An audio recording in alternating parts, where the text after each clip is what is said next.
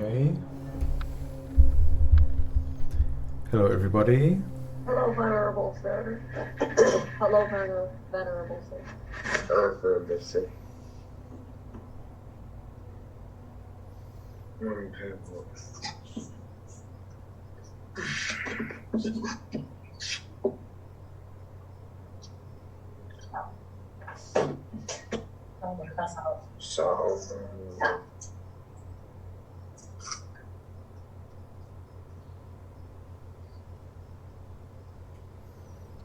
Okay, I think we are still waiting for Jeffrey and for Sheree. Hopefully they're coming.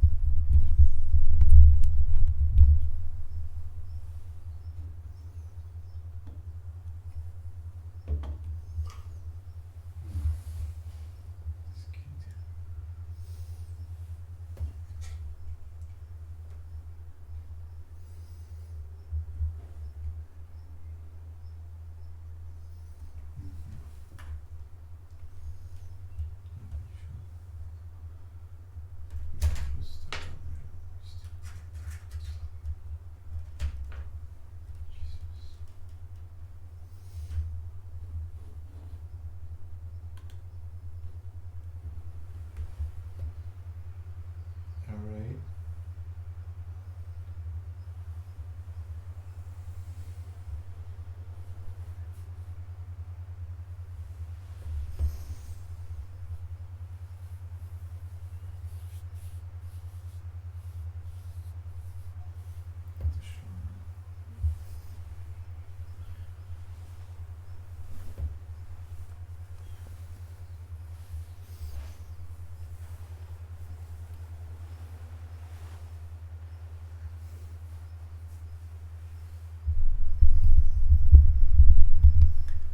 Okay, can you everyone hear me? Yes?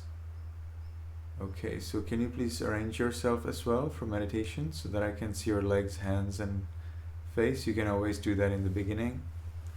Well, we have Jeffrey and Sherry coming now, so it's not so bad, but it's great to be ready.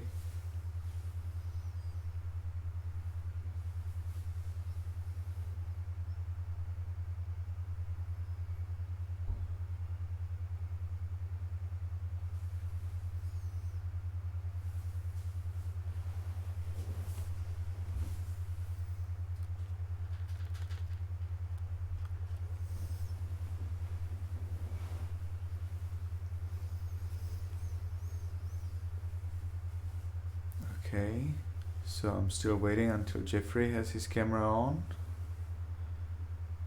And I still don't see Sherry. Hopefully she's coming.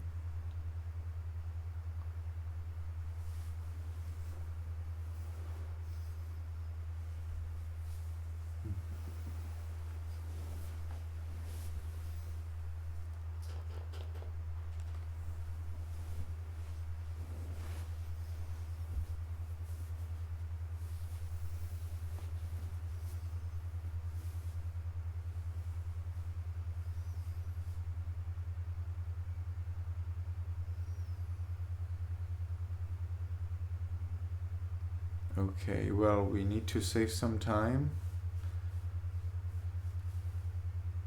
So let's see if Jeffrey and Sherry join us at least during meditation.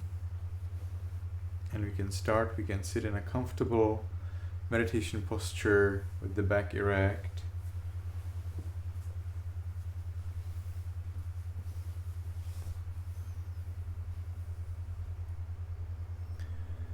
And we can lower the head a little so we see the floor in front of us. We will keep our eyes just a little bit open to we keep our eyes so little open that for anyone else from outside it may seem that our eyes are closed. That's how little they're open. If you want to open them a little bit more, even half open, that's fine. But make sure that you don't look left or right and so on. We calm down, we still the body, and with that our eyes also lower, and we see the floor in front of us about a foot or two far from our legs. And we can make the first determination in our minds voicelessly from now on for 15 minutes.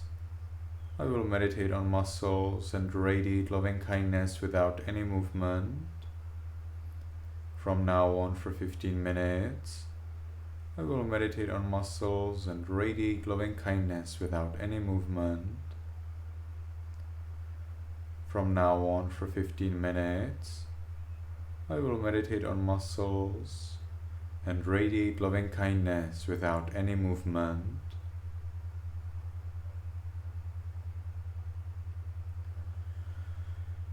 And with that determination, we can gently, lovingly notice the flat piece of flesh at the top of the head. We allow it to be heavy and changing.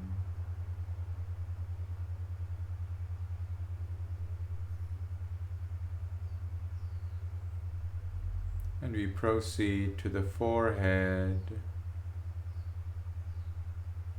There's a muscle in the forehead. We can notice whether the muscle is tense or relaxed, but we are especially interested in its heaviness and change.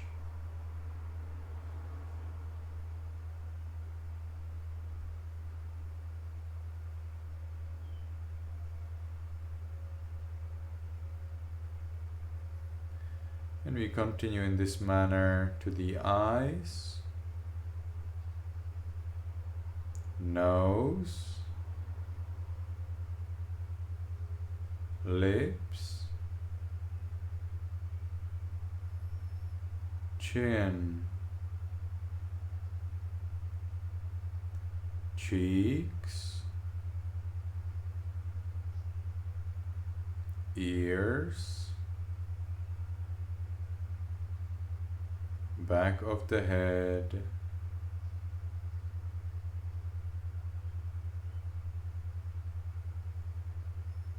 and we allow all of the muscles and flesh throughout the head to be heavy and changing.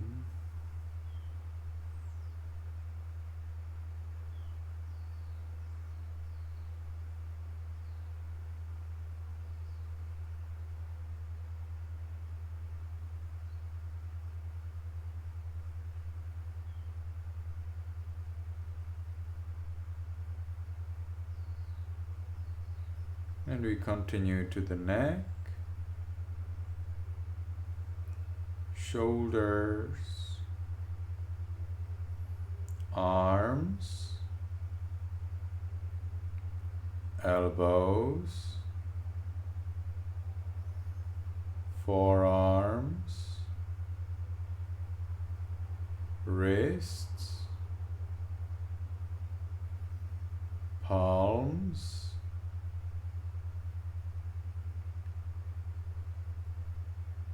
fingers, tips of fingers, chest, abdomen,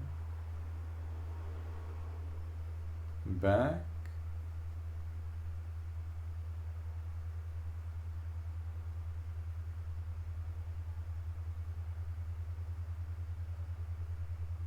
and we allow all of the muscles and flesh throughout the upper part of the body to be heavy and changing.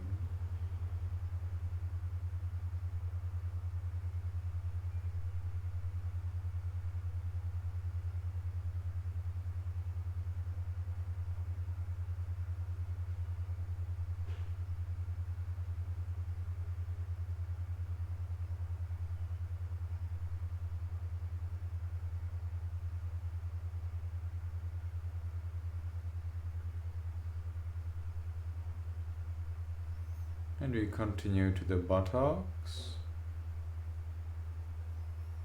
thighs, knees, calves, heels, soles, toes, tips of toes,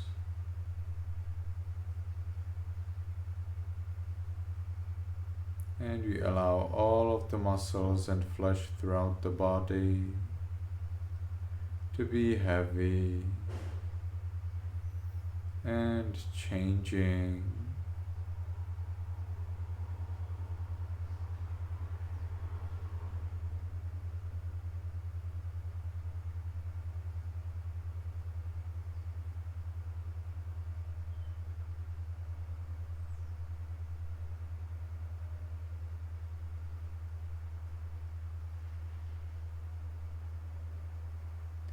Now let's consider the impermanence and unreliability in the other parts of the body, the heart,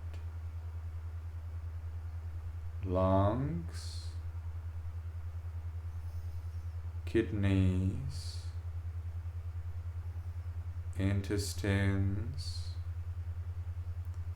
brain, bones, skin. We just allow these parts part by part to be the way they are. We give them the freedom to just be changing and unreliable. So we continue to the blood, sweat,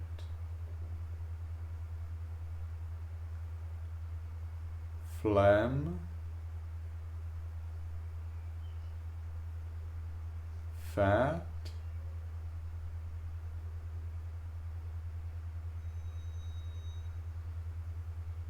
urine,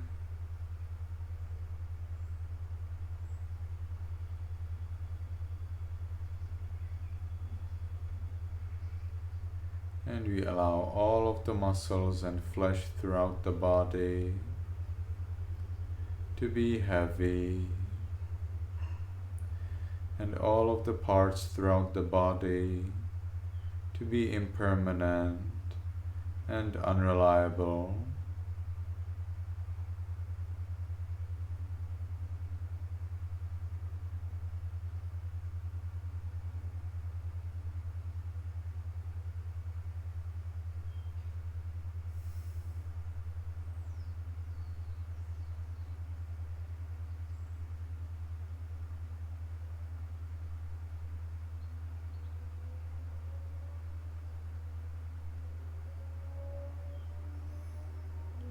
Now let's look at the mind and see if there are any thoughts.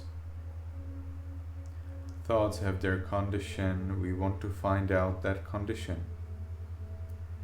It can be attachment, expectations, worry, views, whatever is the condition for our thought, we want to know it. We will mindfully and enthusiastically, curiously observe why is a thought there in the mind. And if you don't see any thought, just observe your attitude to not seeing any thought.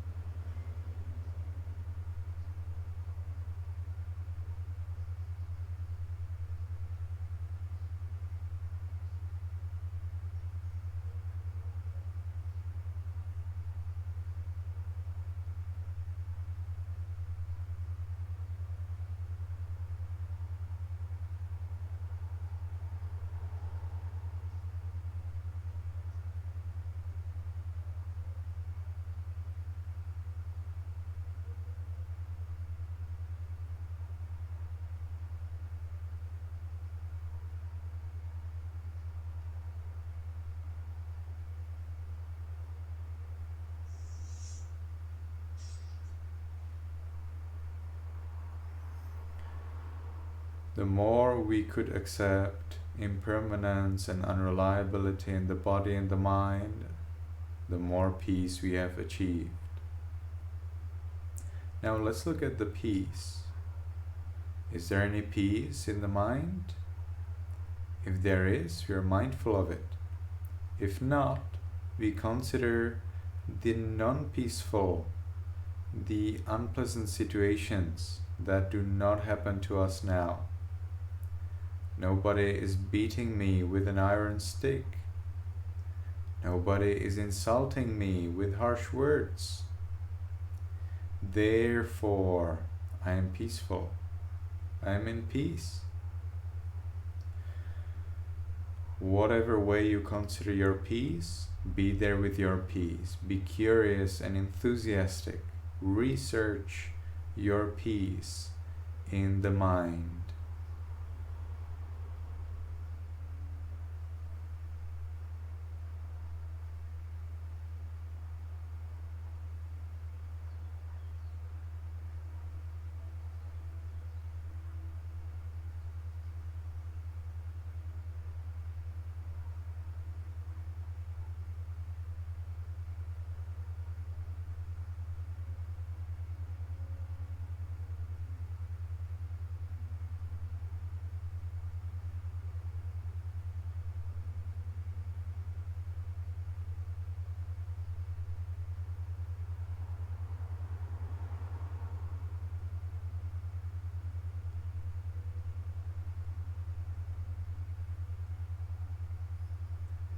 Now, if we have achieved peace and grown it through mindfulness, we can share it with others.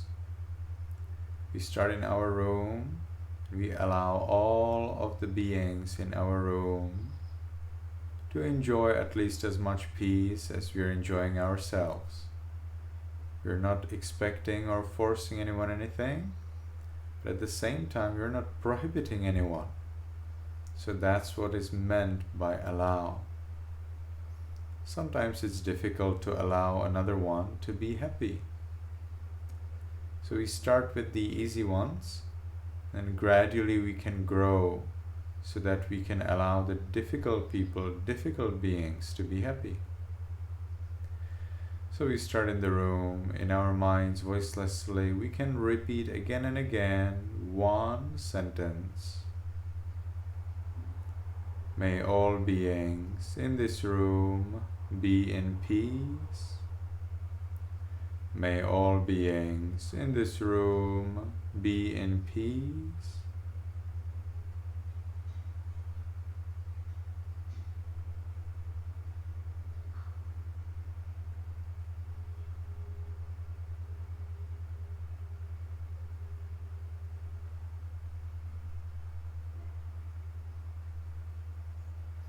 And we gradually expand our thoughts of loving kindness. May all beings in this building be in peace.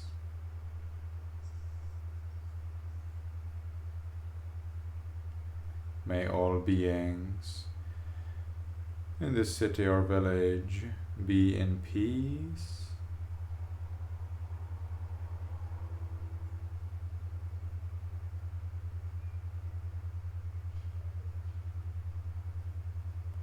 May all beings in this country be in peace.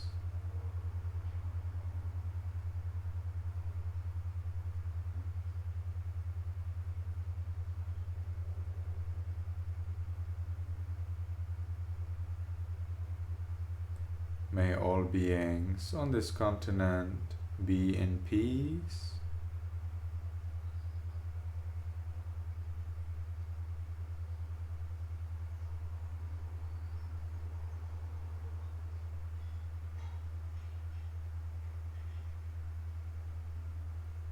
May all beings on this planet be in peace.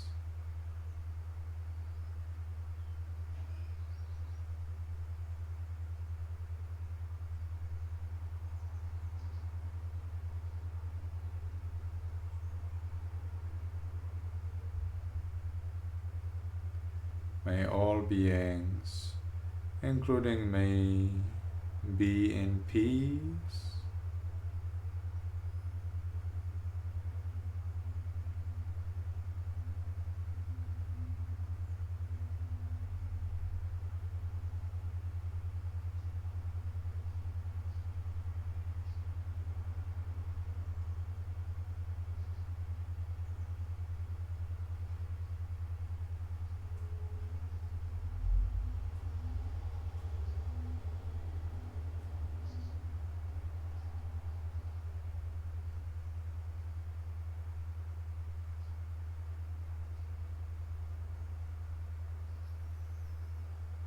Now, because the time for this sitting is finished, we will make the last determination in our minds voicelessly.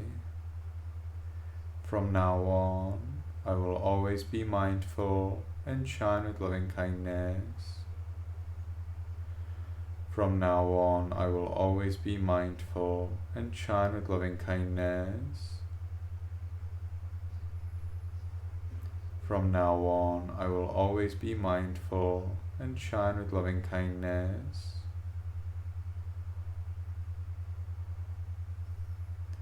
And with that determination, we can slowly, mindfully change the way of our sitting. Please do not approach your devices yet. We will take one more minute of meditation.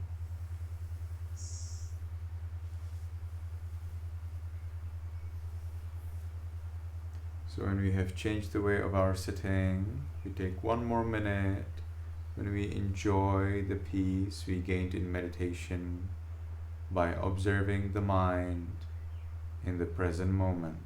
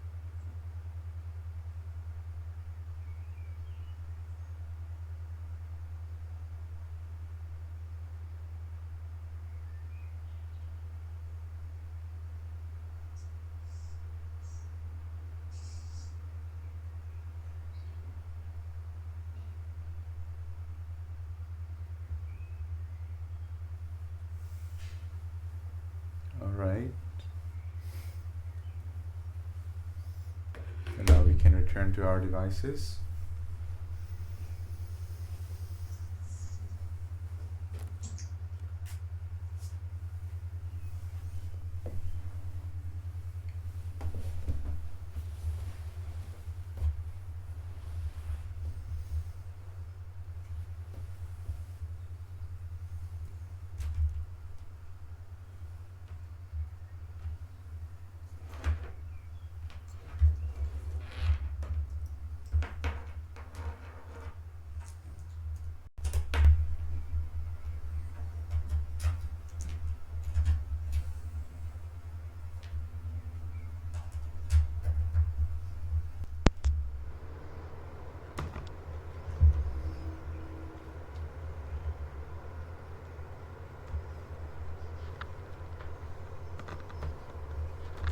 Okay.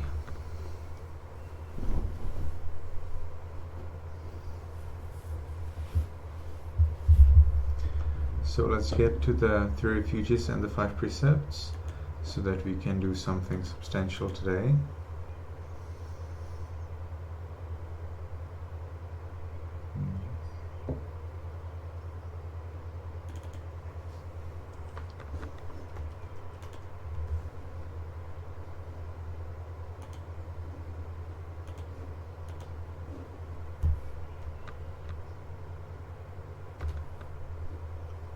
Everyone can see it? Can you see the text? Yeah. Thank you.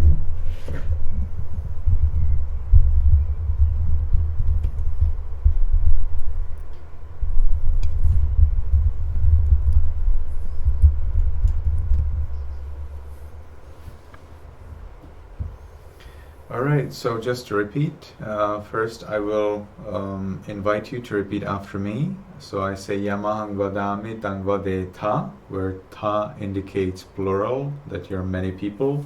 He means that if that the person is just one. Now because you are many, then I use the suffix ta, hence I say vade ta and not vade hi. So I would say Yamahang vadami tang vade ta, and you would just reply Ama bhante, which means yes, venerable sir. So let's do that together. Please unmute everyone.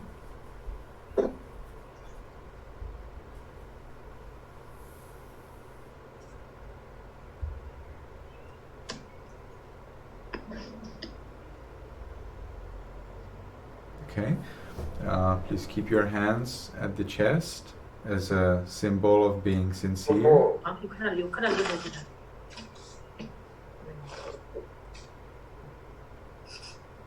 Okay, are we ready?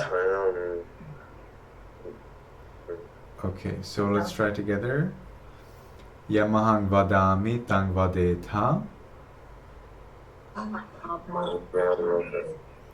Okay, so let's try again. Yamahang vadami tang vade ta. Okay, so now comes the request, where you request me to give you the 3 refuges and the 5 precepts. So please repeat after me. It will be somewhat slow because I want you to try to copy my pronunciation as exactly as you can. This is the Sri Lankan pronunciation, and I wish that you master it, alright? Because later I will teach you Burmese pronunciation, and that is quite different.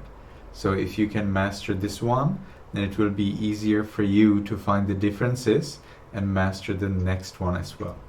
Okay, so please repeat after me. Aham bhante tisaranena saha panchasilang dhammang yajami anuggahang katva silang deta me bhante anukampang upadaya.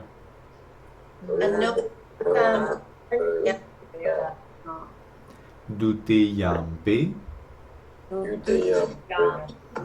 Aham bhante tisaranena saha panchasilang dhammang yajami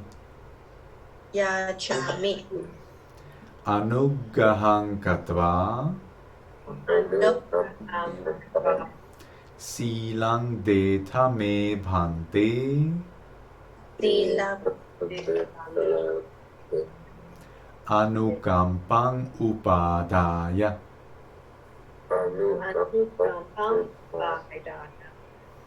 Tatiyampi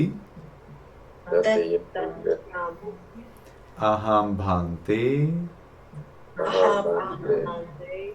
tisaranena saha panchasilang dhammang yajami anuggahang katva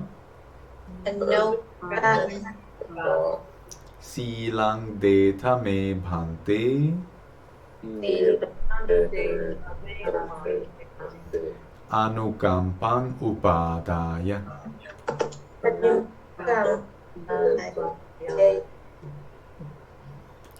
Okay, so now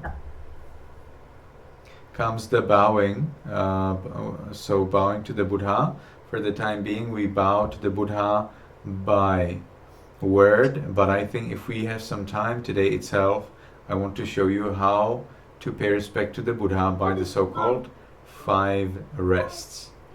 Okay, so what this means, I bow to him, the powerful one, Bhagavato, the one who is worthy of offerings, of donations, Arahato, rightly and fully awakened to the truth of the world, Samma Sambuddhassa. So let's do that together. So we all keep our hands at the chest, and you can repeat after me little by little. Namo Tassa Bhagavato Arahato Samma Sambuddhassa. Namo Tassa Bhagavato Arahato Samma Sambuddhassa. Namo Tassa Bhagavato Arahato Samma Sambuddhassa. So now we are going to take 3 refuges. We are going to take refuge in the Buddha, in the Buddha's teachings, Dhamma, and in the community of monks, Sangha. So I'll repeat that. We're going to take refuge in the Buddha, in the teachings of the Buddha called Dhamma, and in the community of monks called Sangha. They show us the direction how to be happy in this life and in the next life as well. So you can repeat after me. Buddhang Saranang Gacchami Dhammang Saranang Gacchami Sanghang Saranang Gacchami.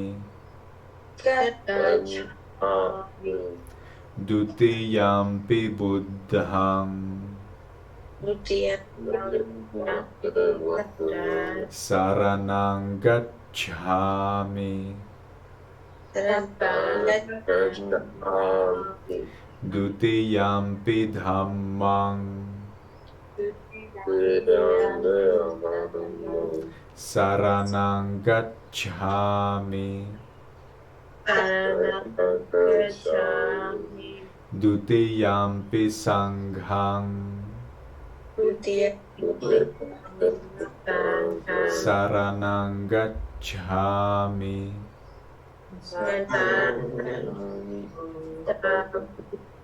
Tatiyampi buddhang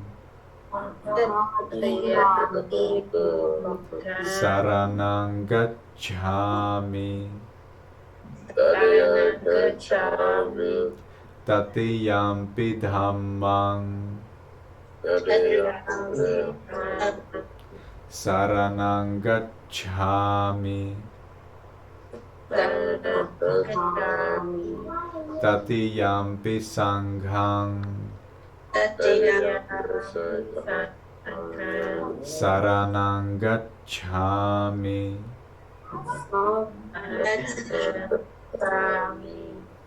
So now I will announce to you that going for the 3 refuges is complete, and you can simply reply Ama Bhante, which means yes, Venerable Sir.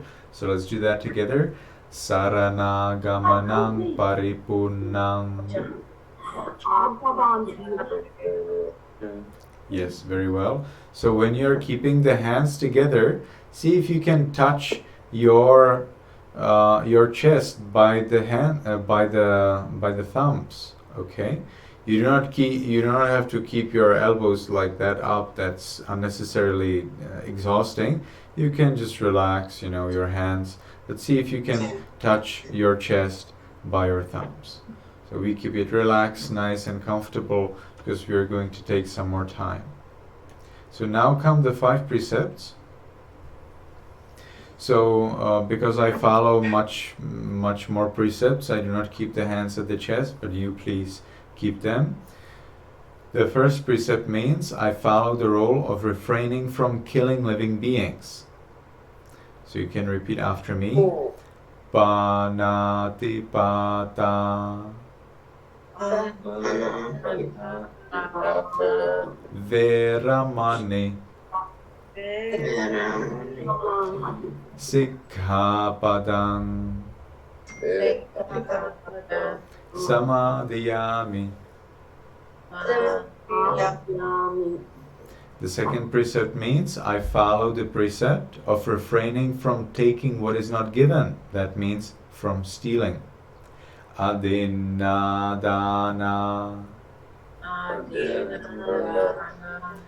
Veramani Sikkhapadang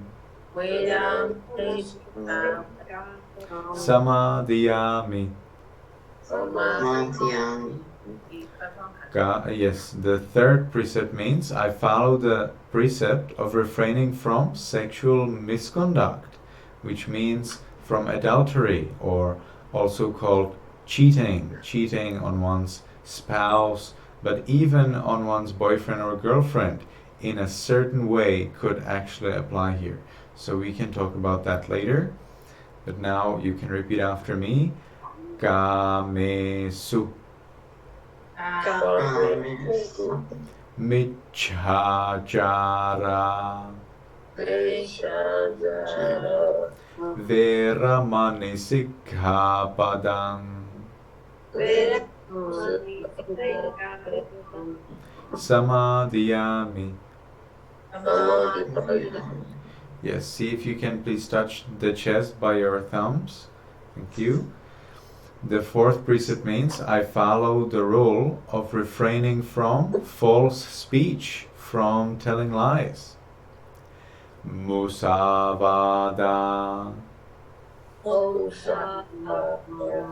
Veramani Sikkhapadang Samadhiyami. The last precept means I follow the precept of refraining from drinking alcohol and taking drugs. Sura meraya majja pamadatthana veramani sikkhapadam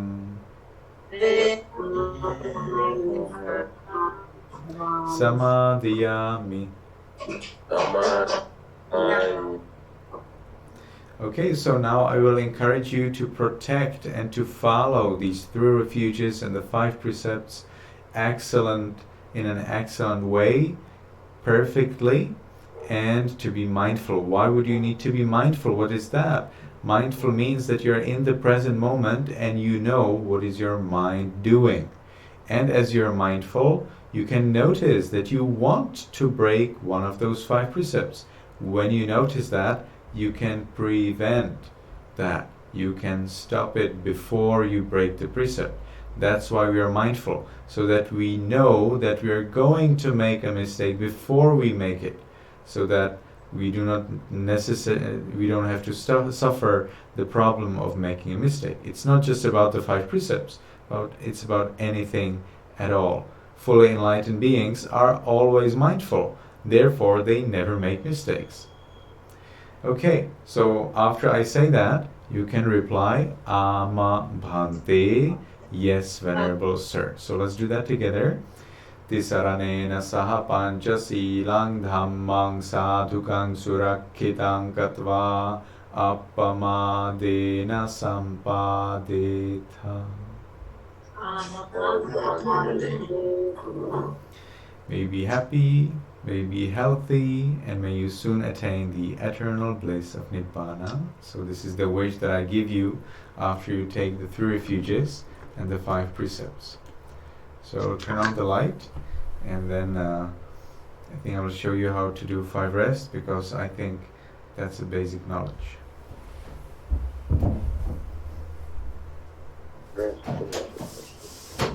Oh, we live. We did. There. Well, the other lady, the guy had to go home,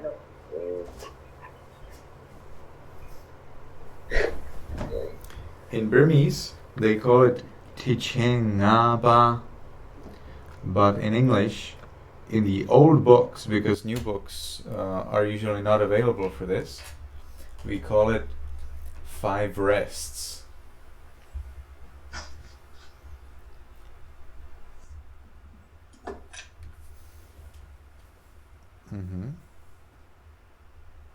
Okay.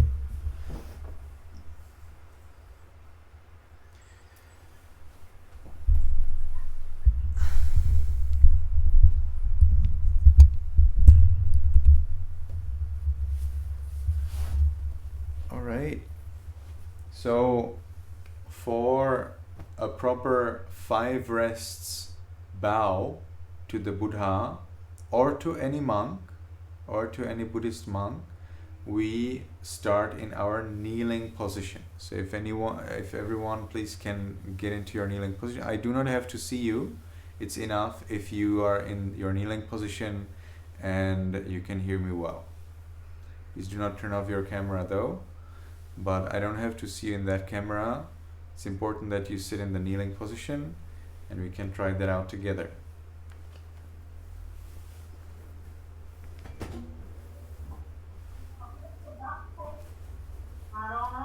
All right, hopefully we are ready. You can all mute yourself. And we start with the hands at the chest. That means that we are sincere. And the real bow actually starts when we keep our hands above the head. But this is our basic position. And so I will first explain. Please do not follow. Now just observe and see if you can understand. So first I will keep the hands above my head, and then I will gradually lower down the upper part of my body, and then I will gradually lower my hands on the floor, then elbows, and then the forehead, and then I lift the forehead, then elbows, then the palms, and I return to the basic position. Okay, so let's try that together now. So you can keep your hands at the chest, and now we keep them above the head, and we gradually lower our head toward the floor. Then we touch the floor by the palms, elbows, forehead, and then we lift the forehead, elbows, palms, and we keep that at the basic position. And now we do that for the second time. We keep the hands above the head, and we gradually lower the head towards the floor, and we touch the floor by our palms, elbows, forehead, and we lift the forehead, elbows, palms. We return to the basic position. And for the third time, we keep our hands above our head, gradually lower the head towards the floor, touch the floor by the palms, elbows, forehead, and then we lift the forehead, elbows, palms, and return to the basic position. Alright? So this is how you do 5 rests. Now in Myanmar, some people what they do, they understand 5 rests in a different way. So to make it a little bit more interesting for you, so you know that there are different variations, they believe that 5 rests actually is the head, the palms as 1, elbows as number 3, and then the knees, and then the feet. But then I worry that they would have to like jump, because if the feet have to be like touching, then that means you have to somehow, you would have to be jumping. So I don't understand much, but when they pay respect, they will go into the squatting position, and then from the squatting position they will move into the kneeling position, and then they will follow the way as I have shown to you, so the palms, elbows, forehead, and then they return to their squatting position. So like this, they pay respect 3 times. But our scriptures say that there is no mention in the scriptures that this would be proper. So the later scriptures, the so-called sub-commentaries, explain that this kind of style is not mentioned in the ancient scriptures. So you don't have to follow it. However, it's the way how usually novices would pay respect to their masters.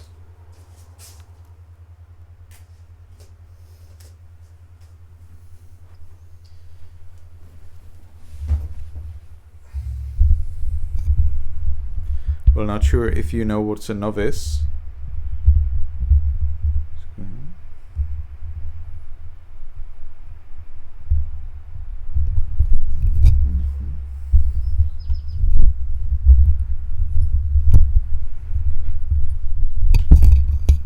Okay.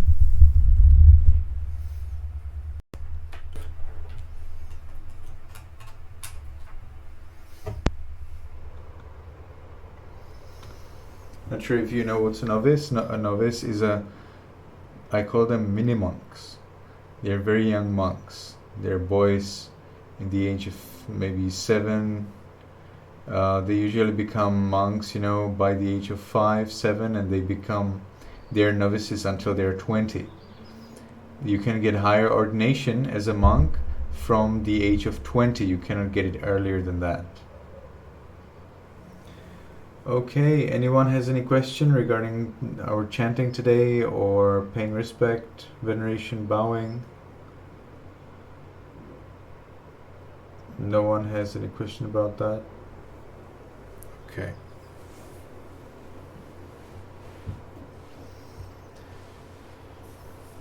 So, let's read our notes from the book. So last time I didn't give Shuri a word. Today I will start with Shuri.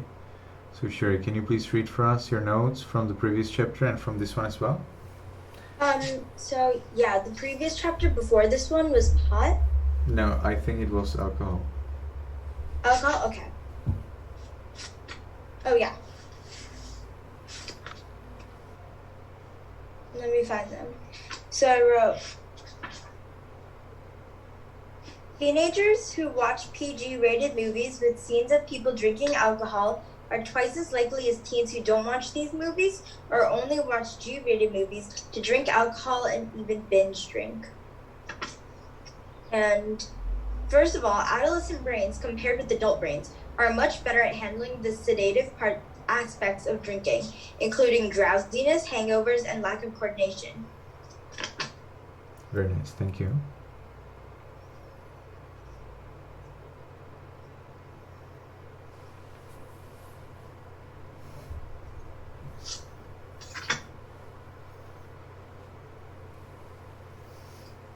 More than 100 million Americans over the age of 12 admit to having tried to use marijuana at least once in their lives.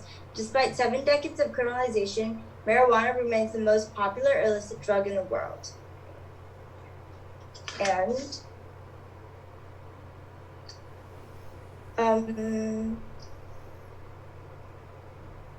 oh yeah.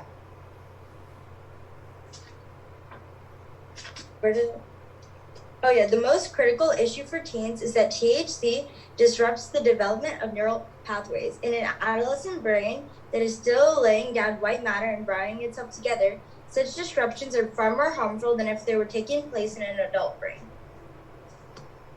Okay, thank you very much. Very well done. All right. So, Jeffrey, can you please read for us your note? And now, because we are a little bit more people, I will ask you to read just one sentence so that we can do more. Okay, so one of the note is that pot is now regarded as by many experts as a gateway drug, leading to the use of more illicit substances. It impairs mental functioning and coordination and poses a threat to public safety when, for instance, individual who are high get behind a wheel of a car. Thank you. Yamon Wu, can you please read for us a sentence from the pot chapter? More recently, a study that followed nearly 2,000 teenagers into adulthood found that young people who smoked marijuana were twice as likely to develop psychosis over the next 10 years as those who did not smoke marijuana. Thank you. Yaza. These are notes on the chapter pot, right? Yes, please.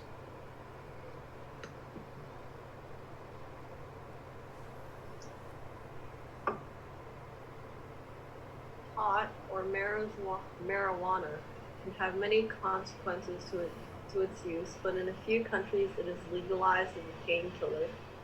Over 100 million Americans over the age of 12 have admitted to trying marijuana at least one time. When marijuana is smoked, the THC is rapidly absorbed and distributed in the bloodstream. This will affect body temperature, blood pressure, heart, and breathing rates. I'm actually a bit unsure what THC means, so could you explain that? Yes. THC is a chemical compound inside the plant of marijuana. So every biological unit is made up of tiny little pieces. They're called atoms and molecules. You probably know that already, right? Yes. And some of these atoms, they bound together. When they bound together, they make up molecules.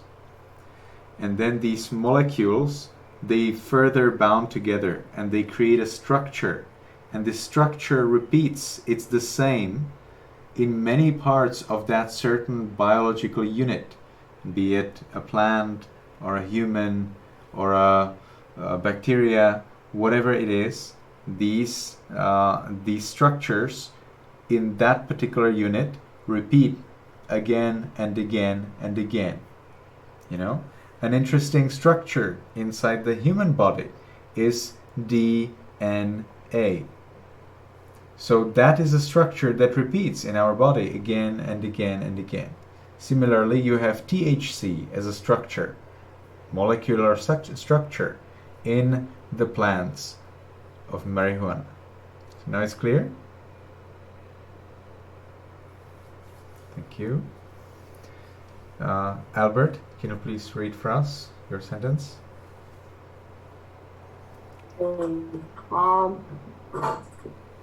There are studies that show that smoking pot can lead to a use of harder drugs and can even stunt one's intellect. Can you please repeat it? And one's intellect. One's Intellect. One's intellect. Okay, yes, thank you. Timo, did you get the book? Did you read it? And do you have a note? Oh, which one? Like, you mean like I did get the book. Which one? Like, pot or alcohol? Pot.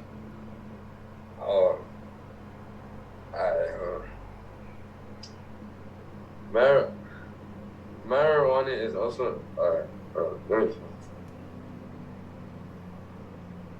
On the other hand, many believe it to be no different from having a few beers. Marijuana is also now used medically as a painkiller, and it has recently been legalized in some states for recreational use as well. Yeah. Okay, thank you very much. That's somewhere in the beginning of the chapter. Did you find time to read all of the chapter? No. I see. Do you think you would be able to read all of the chapter today? I think so. Yes, please read all of the chapter today. And then there is a next chapter. Do you think you will find time to read the next chapter as well before we meet again? So you will read the end of the chapter pot and then all of the next chapter as well.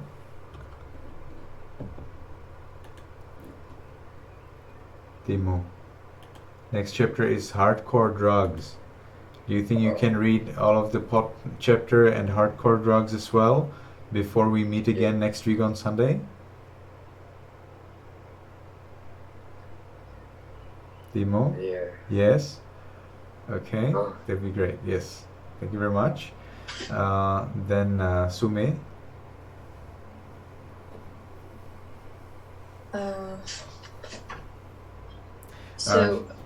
Yes. Kids have obviously smoked marijuana during the 70s and 80s, but in this book it notes that in 1985 the THC concentrations in marijuana averaged out to less than 4%, but in 2009 the average THC concentration was close to 10%, so it's a lot more potent. I suppose it will depend on the pot you get. So there will be some that will be stronger and some that will be lighter, right?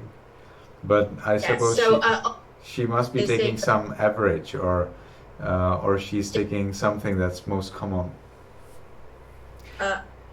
No, on average, the drug producers are making the marijuana with a higher concentration of THC. So it's more, it gives you more of a high, essentially. I see, okay. So that might be more accepting of it. I think this book is trying to tell that you shouldn't be, because it's actually way more addictive and more harming. Shiri, thank you very much for coming today. If you have a class, you're most welcome to leave. You're very blessed. Yes. So, I have heard from quite a few people that there are different versions of marijuana, and it seems that they are also different in their potency. So you can actually have more potent marijuana, which is more expensive, and you can have less potent marijuana, which is less expensive. Marijuana, maybe you all know, in Europe is very easy to get, although in the Czech Republic it's prohibited. In Netherlands it is actually legally allowed throughout the country. So there are special shops. You can go to that shop and you can just smoke marijuana as much as you want. So I of course have a lot of friends who smoke marijuana and who told me a lot of things, but it seems that the potency is directly proportionate to the price. So if the price is high, then the marijuana high is also high. If the price is low, then the marijuana high is low. Okay, so you can consider here the commercial aspect of marijuana as well. So when the high, when there is, how to say that, when it's high, then of course it's more expensive than when it doesn't do much at all. But this is a basic thing in the consumer industry. All right. So who did I miss? Did I miss anyone? Shu, can you please read for us your note?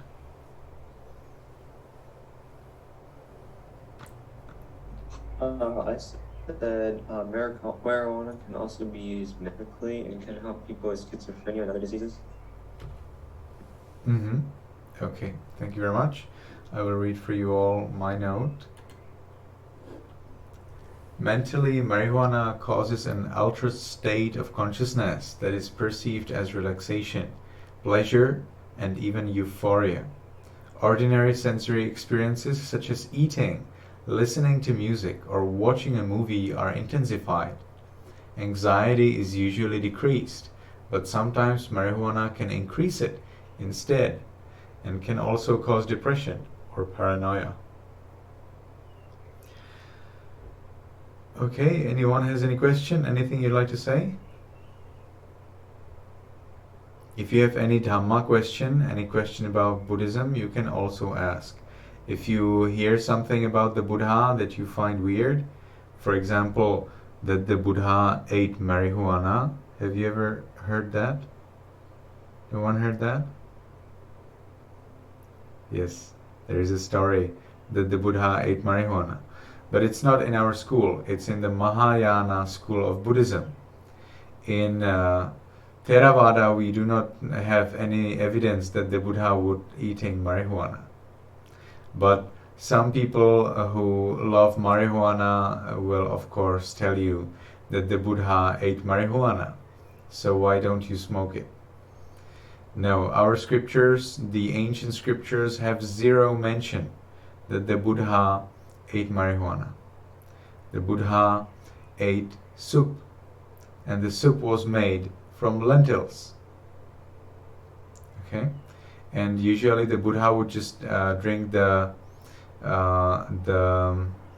water of that soup. That was before the Buddha became a Buddha, as the ascetic, when he tried to follow various ascetic practices, self-mortifying practices, that means self-harming practices.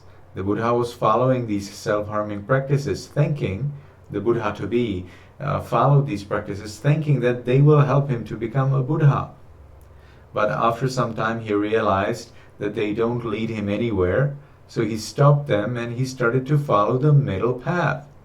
And when he started to follow the middle path, he started to eat in a normal way. He was eating one time a day, that's true, but he was eating the normal food. He was eating milk rice, seems to be most common meal in India at that time, and even meat.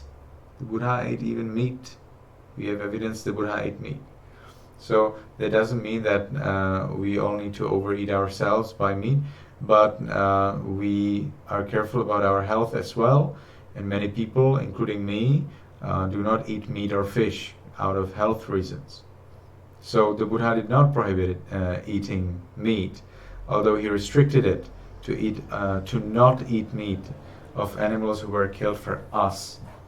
If it was killed for someone else, and then we happen to get it, then that is okay for monks. But if it was killed for us, for monks, then we are not allowed to eat that meat.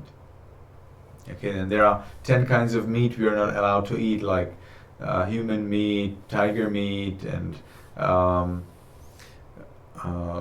elephant meat, horse meat, monkey meat, snake meat, lion meat, and so on. So meat, the Buddha did eat meat, and that was after he was the Buddha. Before he was the Buddha, he followed special practices. He never ate marijuana, or we do not have any such mention in our scriptures. So be careful about that. Okay, so anyone has any question, anything you'd like to say?